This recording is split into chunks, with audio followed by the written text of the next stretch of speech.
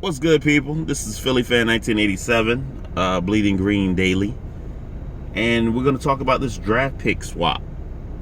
So, what happened is yesterday, Zach Wilson was having his pro day, and during his pro day, a major trade went down. And obviously, this trade was already done before the Zach Wilson's pro day because the GMs, or one of the major GMs that took part in the trade, was at the pro day. So they had already put everything in place, and it was just set to go down today. I mean, not today, but yesterday.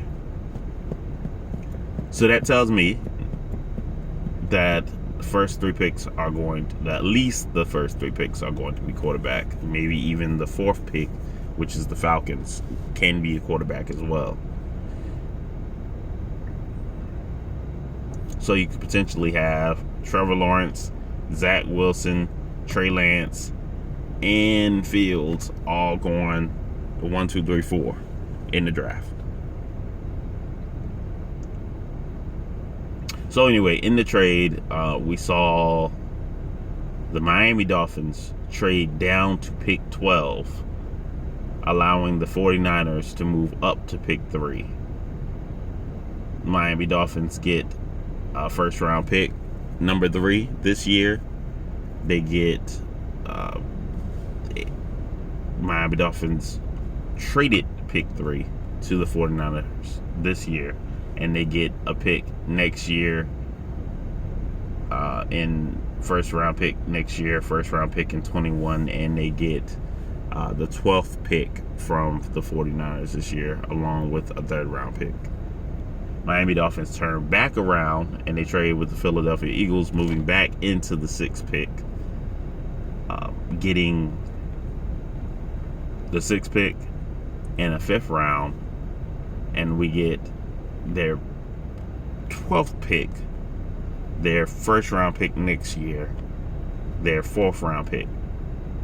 So I believe I got all of that right. Hopefully it wasn't confusing. So it looks like all 4 spots are going to be quarterback. Potentially could be quarterback. And I think the order will be Lawrence, Wilson, Lance, Fields. And alternative to that is just switching Lance and Fields. But that's how I think it will play out. And the reason I think it's going to play out that way is the Jets are going to take a traditional quarterback. The Jags are going to take Lawrence. The reason it can be flip-flop with Falcons and 49ers is because I think both of those teams like having a quarterback with some athletical ability to them. The ability to move and rush a little bit here and there, the ability for play action plays and all of that with the weapons and things that they have. So then after that, you have the Bengals, who will have their pick at taking the best offensive lineman in the draft, taking the best receiver in the draft, taking the best tight end in the draft. So really the draft would potentially, depending on what the 49ers do, not the 49ers, depending on what the Falcons do, the draft could really start after the quarterback run. The official draft starts at the Falcons play or the Bengals play. But then Miami's still there to get a receiver or to get Pitts. They could take Waddle, they could take Smith, they can take Pitts. They have their selection. So all of that is making me believe that the Eagles were never going to take any of those people. No receiver, no tight end. They tried to go for quarterback. It was too rich for their blood, so they weren't going to take. They knew that quarterback was not going to come to them. and they're not in need of a premier offensive lineman at the moment and at the spot they were going to. Their draft philosophy is to, in the top 10, take the best offensive lineman, to take the best defensive lineman, or to take the best quarterback. That's their draft philosophy. In the top 10 of the draft, you take best offensive lineman, best defensive lineman, or you take the best quarterback. That obviously fits your scheme. So when they do a trade, which they did not have to do at all, yes, you got a first round pick next year. Yes, it helps you go after a quarterback next year. But they didn't have to do any of that this year. You could have sat still and hope that a player was coming into you. But they chose to do what they did. And after not getting the quarterback that they wanted, that they're rumored to have been interested in, they trade down out of the top 10. So that lets me know that they weren't interested in taking any of the receivers, the tight end, at least not at that spot. They weren't interested in taking any of the receivers or the tight end that high. They moved out of the top 10, just right outside the top 10.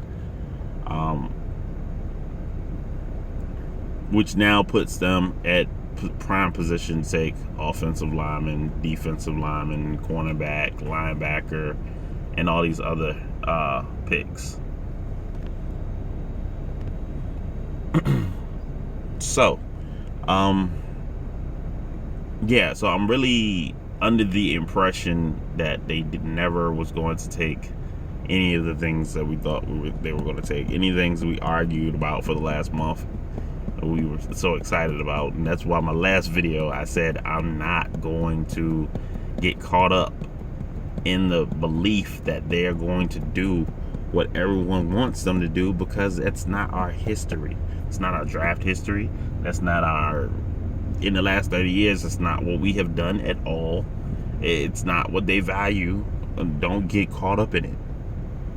And that's why I'm not mad. I'm not angry. I'm kind of indifferent to this move, because I already knew what it was going to be if we stayed at 6. So seeing the move out of 6 and out of the top 10 told me everything that I needed to know. Now, what we can look for in the spot that we're in, now, if one of those guys tend to fall, which I think Waddle could fall, depending on how things fall into place and whether or not people think they can use Pitts correctly, Pitts could potentially fall. But most likely it's going to be defensive players. Cornerback, it would be in play there. You've got Horn, you've got Surtain, you've got Parsons. You got a lot of defensive players right there in that area. So I'm thinking defense is the move. And I thought that they were going to go offense high in this draft, because the moves that they made in free agency were defensive moves. Typically, and I may be incorrect, but for the last couple of years, if they made a lot of moves in defense, and they made a lot of moves defensive wise in free agency, and went offensive for the most part in the top half of the draft. It looks like they're gonna go defense heavy in the draft, and then maybe take some offensive picks here and there.